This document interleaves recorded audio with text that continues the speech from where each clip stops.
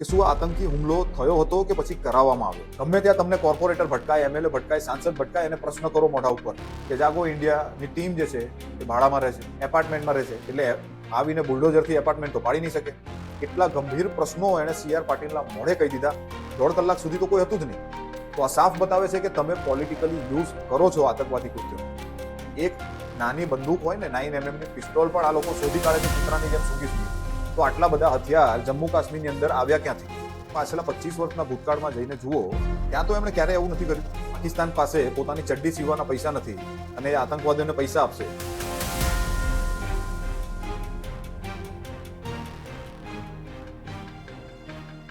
નમસ્કાર મિત્રો, જાગો ઇન્ડિયામાં તમારું સ્વાગત છે. 21 તારીખે બપોરે ભારતની અંદર એક જધન્ય કાંડ થઈ ગયો અને આતંકવાદીઓએ આપણા નિર્દોષ ટુરિસ્ટો ઉપર ફાયરિંગ કરીને 28 નિર્દોષ ટુરિસ્ટના મોત નિપજાવ્યા. પહેલગામમાં થયેલો આ એટેક ખરેખર બહુ દુઃખદ હતો અને અત્યારે સમગ્ર રાષ્ટ્રનું ધ્યાન આ મુદ્દા તરફ છે. કેન્દ્રની બીજેપી સરકારે પણ આના વિરુદ્ધ ઘણા બધા એક્શન લેવાનું ચાલુ કરી દીધું છે. મોટી મોટી ફાંકા ફોજદારી કરવાનું પણ ચાલુ કરી દીધું છે, જેનો ફાઇનલી કોઈ મતલબ નથી બનતો. તો આજે આપણે સમજવાની કોશિશ કરીશું કે આ પહેલગામનો જે આતંકવાદી હુમલો થયો તે ખરેખર આતંકવાદી હુમલો કર્યો હતો કે પછી કરાવવામાં આવ્યો. ઘણી બધી થિયરીઝ અત્યારે ચાલી રહી છે અને ગોદી મીડિયા 100% લાગી ગયું છે આ મુદ્દાને હિન્દુ મુસ્લિમ પ્રોપોગેન્ડાને ફેરવવામાં. હવે આ જે પ્રોપોગેન્ડા અત્યારે ચલાવવામાં આવી રહ્યો છે, સમગ્ર મીડિયા માત્ર એક જ વાતનું ગુણ ગાઈ રહ્યું છે કે ધર્મ પૂછીને ગોળી મારવામાં આવી. પણ જે જરૂરી વાતો છે, જે જરૂરી મુદ્દાઓ છે કે શા માટે આ હુમલો થયો, કોની નિષ્ફળતાના કારણે થયો, કોની જવાબદારીથી આ હુમલો થયો છે અને આ લોકોને કેવી રીતે અંદર ઘૂસવાની પરમિશનો મળી ગઈ, આવા ઘણા ગંભીર સવાલો ઉપર કોઈ મીડિયા, કોઈ પત્રકાર વાત નથી કરી રહ્યો. અને જે સ્વતંત્ર પત્રકારો છે તેઓ ક્યાંક ને ક્યાંક સરકારની એક્શનની બીકે અમુક ગંભીર મુદ્દાઓની ચર્ચા નથી કરી રહ્યા. પણ જાગો ઇન્ડિયા એક એવું ક્રાંતિકારી સંગઠન છે જે કોઈ સમાચાર ચેનલ નથી કે નથી કોઈ રાજકીય સંગઠન. આ જાગો ઇન્ડિયા સંગઠન છે એવા યુવાનોનું, એવા ક્રાંતિકારીઓનું કે જેઓ સાચા દેશપ્રેમી છે, જેમના માટે જાત પાત ધર્મ આ દરેક વસ્તુ રાષ્ટ્ર પ્રેમથી નીચે આવે છે. સૌથી પહેલા એમના માટે રાષ્ટ્ર પ્રેમ આવે છે. માટે જાગો ઇન્ડિયા સચ્ચાઈ કહેવામાં ક્યાંય પાછી નહીં પડે અને સચ્ચાઈ તમને જેમ ભગતસિંહે બોમ્બ ફેંકીને પોતાનો મેસેજ આપ્યો હતો એ રીતે તમારા મોઢા પર સત્ય ફેંકીને મારશે. આજે આપણે ગંભીર મુદ્દાઓ પર વાત કરીશું કે પહેલગામનો આતંકવાદી એટેક ને લગતા જે મુદ્દા છે, જે મુખ્ય પ્રશ્નો છે, એ પ્રશ્નો ઉપર આપણે વાત કરવી છે આજે. કે શું આતંકી હુમલો થયો હતો કે પછી કરાવવામાં આવ્યો? શા માટે આતંકવાદીઓએ હિન્દુઓને ટાર્ગેટ કર્યા? શું કેન્દ્ર સરકારને અગાઉથી જાણકારી હતી આ હુમલા વિશે? કેવી રીતે બીજેપીએ આ હુમલાને પોતાને પોલિટિકલી ફાયદો કરવા માટે ઉપયોગ કર્યો? અને કેવી રીતે બીજેપીના હિન્દુ મુસ્લિમના પ્રોપેગેન્ડા ઉપર ત્યાંના લોકલ રહીશોએ, આપણા ટુરિસ્ટોએ, જે મૃતકો છે તેમના પરિવારજનોએ અને સોશિયલ મીડિયાએ પાણી ફેરવી દીધું. તો શરૂ કરીએ વાતચીત અને વિશ્લેષણ એવા મુદ્દા ઉપર કે જેના ઉપર કોઈ ચર્ચા નથી કરી રહ્યું અથવા તો કરવાથી ડરે છે. સૌથી પહેલો મુદ્દો છે કે હુમલો કરનાર કોણ હતું? શું આ હુમલા પાકિસ્તાન પ્રેરિત હતા? સરકાર અત્યારે એવા ગુણ ગાઈને પોતાની જવાબદારીથી હાથ પાછા ખેંચી રહી છે કે ભાઈ આ હુમલો પાકિસ્તાન પ્રેરિત હતો, TRF કરાયો હતો. અને આ TRF જે છે એ તાલિબાની સંગઠન જે છે અને જે લશ્કરે તોયબા હતું એ લોકોનો જ એક પાર્ટ છે. તો પછી જો એમનો પાર્ટ હોય અને પાકિસ્તાને જ કરાવ્યું હોય, 5 વર્ષથી તમારી સરકાર શું કરતી હતી? 1920 થી કહેવાય છે કે આ TRF સંગઠન અસ્તિત્વમાં આવ્યું છે. તમે લોકો શું કરતા હતા? મંજીરા વગાડતા હતા. પાકિસ્તાન પાસે પોતાની ચડ્ડી સીવવાના પૈસા નથી અને એ આતંકવાદીઓને પૈસા આપશે કે તમે જાઓ અને ત્યાંની સરકારને પરેશાન કરો. પાકિસ્તાન પોતે ભીખના પૈસા ઉપર અત્યારે જીવી રહ્યું છે. એ આતંકવાદી કૃત્યો કરાવવાના પૈસા આપશે. એના પોતાના રાજ્યો પાલવવાની એની પાસે તેવડ નથી. એ વધારાનું એક જમ્મુ કાશ્મીર લઈને એને પોષશે. તો આ વાતમાં કોઈ દમ નથી કે આ જે હુમલો થયો છે પાકિસ્તાન પ્રેરિત હુમલો છે. આ માત્ર એક જુમલો છે કે જેનો ઉપયોગ કેન્દ્ર સરકાર કરી રહી છે પોતાની જે બેદરકારી છે એને છુપાવવા માટે. બીજી એક વાત છે કે કેમ હિન્દુઓને ટાર્ગેટ કરવામાં આવે. એવું કહેવાય છે કે ભાઈ બધાને અલગ કરીને એનું નામ પૂછીને, ધર્મ પૂછીને પછી ગોળી મારવામાં આવે. જ્યારે કોન્ટ્રોવર્સી એવી છે કે ઘણા એવા વિડીયો બહાર આવ્યા છે જ્યાં જેની ઉપર ગોળી વાગી છે, ઘાયલ થયા છે, એ લોકો એમ કીધું છે કે જંગલોમાંથી ગોળીઓ આવતી હતી, છુપાઈને આતંકવાદીઓ હુમલો કર્યો તો અમારી સામે કોઈ નથી આવ્યું. તો આ પણ એક શંકાસ્પદ વાત છે અને એક નવી થિયરી પર આપણને લઈ જાય છે કે શું ખરેખર આ નામ પૂછીને, ધર્મ પૂછીને ગોળી મારવાવાળા આતંકવાદી એ જ આતંકવાદી હતા કે જે છુપાઈને ફાયરિંગ કરતા? ક્યાંક એવું પણ હોઈ શકે કે આ આતંકવાદી હુમલાની આ લોકોને પહેલેથી ખબર હતી અને કેટલાક ભાડાના ટટ્ટુઓને ત્યાર પછી અંદરથી ઉમેરવામાં આવ્યા કે જ્યારે હુમલો થાય ત્યારે તમે પણ આ જ પ્રકારે હુમલો કરજો અને નામ પૂછીને, ધર્મ પૂછીને ટાર્ગેટ કરજો, જેથી અમને પોલિટિકલી ફાયદો થાય. આ શક્યતાને નકારી શકાય એમ નથી. કારણ કે વકફ બોર્ડના જે સંઘર્ષ વેસ્ટ બેંગાળમાં થયા ત્યાં પણ આ જ થિયરી જોવામાં આવી હતી કે બિહાર અને ઝારખંડથી લોકોને લાવવામાં આવ્યા છે જે લોકો મુસ્લિમ બનીને, હિન્દુ બનીને સામ સામે ઝઘડ્યા હતા અને દંગો ફેલાયો છે. આપણા યુટ્યુબ ઉપર મુર્શિદાબાદવાળા વિડીયોમાં આપણે આ વાતની ત્યાંના લોકલ સાથે વાત કરીને પુષ્ટિ પણ કરી છે કે કોણ હતા આ લોકો અને કેવી રીતે ત્યાં દંગો ફેલ્યો. અને જો આતંકવાદીઓએ જ હિન્દુઓને ટાર્ગેટ કરીને, ધર્મને ટાર્ગેટ કરીને ગોળી મારી હતી, તો શા માટે પાછલા 25 વર્ષના ભૂતકાળમાં જઈને જુઓ, ત્યાં તો એમણે ક્યારેય એવું નથી કર્યું. ત્યાં તો મુસ્લિમ પણ માર્યા ગયા છે ને હિન્દુ પણ માર્યા ગયા છે. યાદ કરો 26/11નો એટેક, જેમાં હિન્દુની સાથે સાથે મુસ્લિમો પર પણ ગોળીઓ ચલાવવામાં આવી. એમને ધર્મ નહોતો પૂછવામાં આવ્યો. તો આ થિયરી પણ ક્યાંક ને ક્યાંક ખોટી પડે છે કે આતંકવાદીઓએ હિન્દુ અને ધર્મ પૂછીને અલગ કરીને માર્યા. નો ડાઉટ માર્યા છે, હિન્દુઓને અલગ કરીને માર્યા છે, પણ જરૂરથી પોલિટિકલી પ્રેરિત, મતલબ મોટિવેટેડ કૃત્ય છે. એટલે કદાચ આ આતંકવાદીઓને પોલિટિક્સના કારણે મોકલવામાં આવ્યા હોય, કઈ પાર્ટીએ મોકલ્યા તે આપણે કહી ન શકીએ, પણ કોઈને કોઈ રાજકીય પાર્ટીઓના કહેવાથી જ આ કામ થયું છે. બાકી આતંકવાદીઓને જો કરવું જ હોત તો ભૂતકાળમાં પણ આ જ વસ્તુ એ કરી શકત. બીજો અગત્યનો મુદ્દો છે કે શું હુમલાની જાણકારી સરકારને, કેન્દ્ર સરકારને પહેલેથી જ હતી? કારણ કે તમારા ખાતામાં જો 10 લાખ રૂપિયાની એન્ટ્રી પડી જાય તો ઇન્કમ ટેક્સને તરત ખબર પડી જાય છે અને તમારા ઘરે નોટિસ આવી જાય છે. તો પછી આટલી બધી સુરક્ષા એજન્સીઓ હોવા છતાં આઈબી, નેશનલ સિક્યોરિટી એજન્સી, રો, આર્મી ઇન્ટેલિજન્સ, આ ચારેય એજન્સીઓ જમ્મુ કાશ્મીરની અંદર સતત નિગરાની કરતી હોય છે. જાસૂસી તંત્ર એમનું એટલું સ્ટ્રોંગ છે જેમને રજે રજીની માહિતી મળી જતી હશે. તો પછી આ તંત્રો ક્યાં હતા? આ એક સૌથી મોટો પ્રશ્ન છે. અને 2014 પહેલા નરેન્દ્ર મોદીએ ખુદ આ જ વસ્તુ કહી હતી આતંકવાદ ઉપર, અને તેમણે કેન્દ્ર સરકારને, ત્યારની કોંગ્રેસ સરકારને આ પ્રશ્નો પૂછ્યા હતા કે મેં 4 પ્રશ્ન પૂછના ચાહતા હું. પહેલો પ્રશ્ન હતો કે દેશની બોર્ડર તમારા હાથમાં છે, આતંકવાદીઓ અંદર આવી જ કેવી રીતે શકે? બીજો પ્રશ્ન હતો કે દેશમાં હવાલા થકી આ લોકોને પૈસા મળે છે, તો નોટબંધી પછી તો હવાલા નેટવર્ક તો તમે તોડી નાખ્યું છે. તમે ખુદ પોતાના મોઢેથી, પોતાના મુખારવિંદમાંથી આ શબ્દો કાઢેલા છે કે ભાઈ દેશમાંથી કાળું ધન અમે નાબૂદ કર્યું છે, આતંકવાદ નાબૂદ થઈ ગયો છે, લશ્કરે તોયબા ખતમ થઈ ગયું છે, કારણ કે અમે આ હવાલાનું આખું નેટવર્ક તોડી નાખ્યું છે, ઓનલાઈન આખી ઇન્ડસ્ટ્રી કરી. તો ક્યાં ગયું આ બધું? ત્રીજો પ્રશ્ન એમણે પૂછ્યો હતો કે સુરક્ષા એજન્સીઓ તમારા હાથમાં છે. આ કોંગ્રેસને પૂછેલા પ્રશ્નો છે 2014 પહેલા કે તમારા હાથમાં સુરક્ષા એજન્સીઓ છે. આ સુરક્ષા એજન્સીઓ શું કરતી હતી? તમે ધારો તો પાકિસ્તાનની અંદર જઈને પણ ઇન્ફોર્મેશન કઢાવી શકો છો. તો 2014 પછી આ જ સુરક્ષા એજન્સીઓ ક્યાં ચાલી ગઈ ભાઈ? બીજી વાત, એમણે એમ પણ પૂછ્યું હતું 2014 પહેલા કે હથિયારો ક્યાંથી આવે છે દેશમાં? તમે ગુજરાતની અંદર કે બીજા કોઈની રાજ્યમાં જાઓ, એક નાની બંદૂક હોય ને 9mm ની પિસ્તોલ પણ આ લોકો શોધી કાઢે છે કૂતરાની જેમ સૂંઘી. તો આટલા બધા હથિયાર જમ્મુ કાશ્મીરની અંદર આવ્યા ક્યાંથી? હથિયાર સાથેના આતંકવાદીઓ અહીંયા ખુલ્લેઆમ પ્લાનિંગ કરી રહ્યા હતા, એની કોઈ એજન્સીને ખબર જ ના પડી. બીજો એક એમણે મુદ્દો ઉપાડ્યો હતો નરેન્દ્ર મોદીએ 2014 પહેલા, ટેલિકોમ્યુનિકેશન તમારા હાથમાં છે. સમગ્ર દેશના ટેલિફોન તમે ધારો એને ઇન્ટરપ્ટ કરી શકો છો, તમે ધારો એને કોલ ટ્રેસ કરી શકો છો. અને એક અંદરની વાત કહી દઉં, તમે ધારો એના જાસૂસી નિગરાની પણ કરાવી શકો છો. પેલી સોની લેડીઝની યાદ હશે તમને, જ્યારે નરેન્દ્ર મોદી ગુજરાતના સીએમ હતા, અને કહેવાય છે કે એમણે એક લેડી આર્કિટેક્ટની જાસૂસી પણ કરાવી હતી. અને કથિત આરોપ છે કે નરેન્દ્ર મોદી એ લેડીના પ્રેમમાં હતા અને એ લેડીને પોતાની ચેમ્બરની 2 ચેમ્બર છોડીને એક ચેમ્બર પણ આપી દીધું હતું કામ કરવા માટે. તો જો દેશની સરકાર, રાજ્યનો મુખ્યમંત્રી આવું કરી શકતા હોય તો આ તો કેન્દ્ર સરકાર છે સાહેબ. ઇન્ડિયાના એક કોલ ટ્રેસ કરી શકે, જેની કોલ રેકોર્ડિંગ પણ લીક થઈ હતી, જેમાં અમિત શાહ કહેતા સંભળાય છે કે સાહેબે કીધું છે આ બેનનું તમે ધ્યાન રાખજો, ક્યાં જાય છે, શું કરે છે. ના ખબર હોય તો તમે યુટ્યુબ પર જઈને આ વિડીયો સર્ચ કરજો, તમને દેખાશે આ વસ્તુ. આ મારા ઘરની કહાની નથી, આ જાહેર થયેલી વાતો છે. હવે પહેલગામ એટેકને લઈને બીજી એક વાત કે આ આતંકવાદી હુમલો જે થયો એને ઉપયોગ કરવા, પોલિટિકલી યુઝ કરવા માટે હિન્દુ મુસ્લિમનો પ્રોપોગેન્ડા પહેલેથી તૈયાર હતો, અથવા તો જો આ આતંકવાદીઓએ હુમલો કોઈ પોલિટિકલ મોટિવેશનથી નથી કર્યો, કોઈના કહેવાથી નથી કર્યો, તો પછી શા માટે તેનો ઉપયોગ કરવામાં આવ્યો હિન્દુ મુસ્લિમ પ્રોપોગેન્ડા ચલાવવા માટે?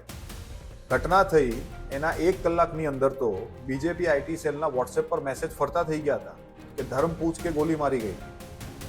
બીજા દિવસે બીજેપીના ઘણા બધા હેન્ડલો ઉપર ધર્મ દેખ કે ગોલી મારી, જાતિ નહીં, આવા ફોટોઝ ચલાવવામાં આવ્યા. શા માટે? કોઈક તો કારણ હશે ને આની પાછળ. તમે જે મરી ગયેલા લોકો છે, શહીદ થયેલા લોકો છે, એમના વિશે વાત કરવાની જગ્યાએ, એમને સપોર્ટ કરવાની જગ્યાએ લોકોને ભડકાવવાનું કામ કરો છો. તમારી પાસે એનો સમય છે, પણ પરિવારજનોને જઈને સાંત્વના આપવાની કે એમને મદદ કરવાની, એમના બાળકોના ભવિષ્યને સિક્યોર કરવાની કોઈ વાત નથી તમારી પાસે. અને આ પોલિટિકલી અમને યુઝ કરવું હતું એ સાફ સાફ બતાવે છે કે એમનો રિબિન કાપવાનો પ્રોગ્રામ હતો 24 તારીખે. 21 તારીખે હુમલો થયો, 24 તારીખે કાનપુરમાં રિબિન કાપવાનો પ્રોગ્રામ હતો. એ પ્રોગ્રામ કેન્સલ કરી દીધો આમણે. સાઉદી અરેબિયામાં નરેન્દ્ર મોદી ફરતા હતા હુમલાના દિવસે, એ પ્રોગ્રામ રદ કરીને પાછા આવી ગયા. કેવી સારી વાત કહેવાય કે ભાઈ આતંકવાદી કૃત્ય થયું એને એમાં એ રાષ્ટ્રીય શોકમાં સામેલ થવા માટે આ લોકોએ બધા પ્રોગ્રામો રદ કરી દીધા. પણ માત્ર એક પ્રોગ્રામ રદ ના કરી શક્યા. બિહારના મધુબનીમાં જે પંચાયતી રાજ્યનો એક પ્રોગ્રામ હતો એમાં ભાઈ પહોંચી ગયા પ્રચાર કરવા માટે, અને ત્યાં જઈને આ શહીદ થયેલા લોકો વિશે વાતચીત કરીને તેમના માટે થઈને કામ કરવા કે વોટ કરવા માટે લોકોને અરજી કરી. તો આ સાફ બતાવે છે કે તમે પોલિટિકલી યુઝ કરો છો આતંકવાદી કૃત્યોનો. તમને ના ખબર હોય તો કહી દઉં કે હુમલો થયો એના 2-3 દિવસ પહેલા જ અમિત શાહે બીજેપીના બધા જ સીએમને દિલ્હી બોલાવ્યા. શા માટે? 15 તારીખે રાષ્ટ્રપતિ સાથે નરેન્દ્ર મોદીએ મીટિંગ કરી હતી. શા માટે? અને મીટિંગનું કારણ પણ જણાવવામાં ના આવ્યું. જ્યારે નરેન્દ્ર મોદી છીક થાય ને તોય આખા ગામને ખબર પડી જાય કે એને છીક કેમ આવી. એક પણ મોદી મીડિયાની ચેનલે એ કારણ ના બતાવ્યું કે સરકારના ઓફિશિયલ ટ્વિટર પર પણ આ મીટિંગનું કારણ નથી બતાવવામાં આવ્યું. શા માટે? એટલે એમ કહી શકાય કે હિન્દુ મુસ્લિમના પ્રોપોગેન્ડા ઉપર ટોટલી પાણી ફરી વળ્યું આ લોકોનું. પણ આ પાણી જે ફરી વળ્યું એની પાછળ કયા પરિબળોએ કામ કર્યું એ આપણે સમજવું બહુ જરૂરી છે. સૌથી પહેલું પરિબળ હતું કે આ 2000 આપણે જે કહેવાય છે અત્યારે અંદાજિત 2000 પ્રવાસીઓ ત્યાં ઉપર હતા પહેલગામમાં, બાયસરન વેલીમાં. તો ત્યાં આગળ જે ઘટના થઈ, ફાયરિંગ થયું, એના 1.5 કલાક સુધી આર્મી કે પોલીસ ત્યાં પહોંચી નથી. कोई नहीं आया वहाँ पे 1.5 घंटा, वो जिंदा था तब तक कोई नहीं आया वहाँ पे. अगर कोई हेल्प होती, आर्मी होती तो मेरे को बच सकता था. कोई नहीं आया वहाँ पे, कोई नहीं आया. આ એક બહુ મોટો પ્રશ્ન હતો કે આટલા બધા કાશ્મીર જેવા ગ્રસિત, આતંકવાદ ગ્રસિત વિસ્તારની અંદર એક પણ પોલીસ હાજર રાખવામાં ના આવી જ્યારે આટલા બધા ત્યાં ટુરિસ્ટો હાજર હતા, કે નથી આર્મી વાળું કોઈ હાજર રાખવામાં આવ્યું. શા માટે? આ એક બહુ મોટો ગંભીર પ્રશ્ન હતો. તો એક ખાસ વસ્તુ આપણે યાદ રાખવાની છે કે આ જે 2000 પ્રવાસીઓ હતા એમને નીચે લાવવામાં કોણે મદદ કરી? 1.5 કલાક સુધી તો કોઈ હતું જ નહીં. તો ત્યાંના લોકલ વેપારીઓ, જે કાશ્મીરના મુસ્લિમો છે અને જે ઘોડા ચલાવવાવાળા લોકો હતા, એ ઘોડા ચલાવવાવાળા લોકોએ ભેગા થઈને પોતાનો જીવ જોખમમાં નાખીને આ 2000 લોકોને, 1500 થી 2000 લોકોને નીચે લાવવામાં મદદ કરી. ત્યાંના મુસ્લિમ પરિવારોએ ટુરિસ્ટોને ઘરે બેસાડીને પોતાના હાથથી જમણવાર કરાવડાવ્યું હતું. આ જ સૌથી મોટો મેસેજ હતો ઇન્ડિયામાં. આ એક વાતે અને મદદ તો કરી, પણ સાથે સાથે જે લોકોએ આ મદદ લીધી, જેમને આનો લાભ મળ્યો, એવા આપણા નિર્દોષ નાગરિકોએ પ્રજાની સામે, મીડિયાની સામે અને આ નેતાઓની સામે ખુલ્લેઆમ કીધું કે અમને આ લોકલ મુસ્લિમોએ મદદ કરી છે, ત્યારે અમે નીચે આવ્યા છે, નહીં કે તમારી સરકારી પોલીસે કે સરકારની સેનાએ. અને આ જ કારણથી અને સોશિયલ મીડિયા પર દરેક વ્યક્તિએ, મુસ્લિમોએ પણ અને ત્યાંના લોકલ મુસ્લિમોએ વિરોધ જે કર્યો એ સોશિયલ મીડિયા ઉપર સચ્ચાઈ બતાવવામાં આવી. જ્યારે ગોદી મીડિયા એક પણ સચ્ચાઈ બતાવવા તૈયાર નહોતું. કાશ્મીરની અંદર બીજા જ દિવસે ત્યાંના લોકલ કાશ્મીરીઓએ ખૂબ જ વિરોધ કર્યો, પુષ્કળ વિરોધ કર્યો. પણ એ વિરોધ રિપબ્લિક ચેનલ, યાદ રાખજો આ નામ, આ ભ્રષ્ટાચારના દલાલનું નામ યાદ રાખજો. આ રિપબ્લિક ચેનલે ત્યાં શૂટ કર્યું. તો એ લોકો જે વિરોધ કરતા હતા આતંકવાદનો, એનું શૂટિંગ ના બતાવ્યું અને માત્ર પોતાના હિન્દુ મુસ્લિમ પ્રોપોગેન્ડાનું શૂટ કર્યું હતું, અને જેના કારણે ત્યાંની પબ્લિકે આ લોકોને ઘેરી પણ લીધા. તો સારું થયું પોલીસ ત્યાં હતી. જો પોલીસ ના હોત ને તો ચપ્પલથી આ લોકોને મારત મીડિયાવાળાને. હવે યાદ કરો અમિત શાહની પેલી મિટિંગ જે સીએમઓને બોલાવવામાં આવ્યા હતા, બધા સીએમને બોલાવવામાં આવ્યા હતા. કદાચ બની શકે કે આ લોકોને ખબર હતી આવું થશે, અમે લોકો આવી રીતે હિન્દુ મુસ્લિમ પ્રોપોગેન્ડા ચલાવશું, તો આ સીએમઓને સૂચના આપવા માટે ત્યાં બોલાવ્યા હશે કે ભાઈ અમારે કઈ રીતે કામ કરવાનું છે, શું કરવાનું છે. જો આ પ્રોપોગેન્ડા ચાલી જાય અને દેશમાં કોમી વાતાવરણ ખરાબ થાય તો તમારે શું કામગીરી કરવાની છે એ કામગીરીને નિર્દેશ આપવા માટે જ ત્યાં બોલાવવામાં આવ્યા હશે એવું મને લાગી રહ્યું છે. પણ અહીંયા આખી બાજુ ઊંધી પડી ગઈ કે જ્યારે પીડિતાઓને મળવા બધા મુખ્યમંત્રીઓ પહોંચ્યા, અધ્યક્ષો પહોંચ્યા, ત્યારે આ લોકોએ પોલ ખોલી નાખી. યુપીમાં જે વ્યક્તિનો ભોગ લેવા આવ્યો તેની બેને ખુલ્લે આમ કહી દીધું કે 1.5 કલાક સુધી મારો ભાઈ ત્યાં જીવન અને મોત વચ્ચે સંઘર્ષ કરતો રહ્યો, પણ કોઈ પોલીસ કે કોઈ મદદ અમારા માટે ના આવી. ત્યારબાદ સુરતની અંદર જે વ્યક્તિનું મોત થયું તેમની પત્નીએ પણ આ ખુલ્લેઆમ એમને CR પાટીલને, ગુજરાતના અધ્યક્ષને મોઢા પર કહી દીધું કે અમારા ટેક્સના પૈસાથી તમે કરો છો શું, અમને સુરક્ષા કેમ ના મળી, કેમ ત્યાં એક પણ પોલીસવાળો હાજર ન હતો, તમારી લોકોની જિંદગી બચાવવા માટે તમે VIP સિક્યુરિટી લઈને ફરો છો, અમને કેમ સિક્યુરિટી નથી આપતા અમારા ટેક્સના પૈસાથી, અમારા બાળકોનું ભવિષ્ય શું. આજ પછી કોઈ દિવસ કોઈ વોટ જ નહીં કરતા. જો આપણી ગવર્મેન્ટને પોતાની જ સુવિધા રાખવી છે, તમારા પાછળ કેટલા VIP હોય છે, કેટલી ગાડીઓ હોય છે, તમારો જીવ છે, આ ટેક્સ પે કરે છે એનો જીવ નથી. કેટલા ગંભીર પ્રશ્નો એણે CR પાટીલના મોઢે કહી દીધા. અને આ જે હિંમત આજે આ પ્રજાએ બતાવી છે, આ પીડિતોએ બતાવી છે, એ ખરેખર સલામી માંગતી હિંમત છે. અને આ જ હિંમત આપણે બતાવવાની છે. હવે પ્રજાના જે આ સેવકો છે ને એને મોઢા પર પ્રશ્ન પૂછો. જેમ આ મહિલાએ હિંમત કરી, જેમ પેલા મૃતકના બહેને હિંમત કરી, એ રીતે મોઢા પર સાચું બોલતા શીખો. આપણે આ જોવાની જરૂર નથી કે સામેવાળો MLA છે કે સાંસદ છે કે પ્રધાનમંત્રી છે કે મુખ્યમંત્રી છે. એ સૌથી પહેલા પ્રજાનો સેવક છે, પછી એ મુખ્યમંત્રી છે, પછી એ નેતા છે. એને મોઢા પર કહેતા શીખો. એનું ઘર અને એના મશરૂમના શાક, એની કાજુની રોટલી, એના ઘરમાં ફરતા મોર, એના ઘરમાં ફરતી ગાયો, આ બધું જ આપણા ટેક્સના પૈસાથી આવે છે. આ ભૂલવાની આપણે જરૂર નથી. અને આ જે હિંમત બતાવી છે ને એવી હિંમત દરેક વ્યક્તિએ બતાવવી જોઈએ. ગમે ત્યાં તમને કોર્પોરેટર ભટકાય, MLA ભટકાય, સાંસદ ભટકાય, એને પ્રશ્ન કરો મોઢા ઉપર કે શા માટે આવું થયું, તમારી સરકાર શું કરે છે. લગાવ તારા MLA ને ફોન, લગાવ તારા સાંસદને ફોન, મને પૂછીને જવાબ આપ. ફોન કરો આ બધાને. આ પૂછવાની હિંમત આપણે દાખવવી પડશે.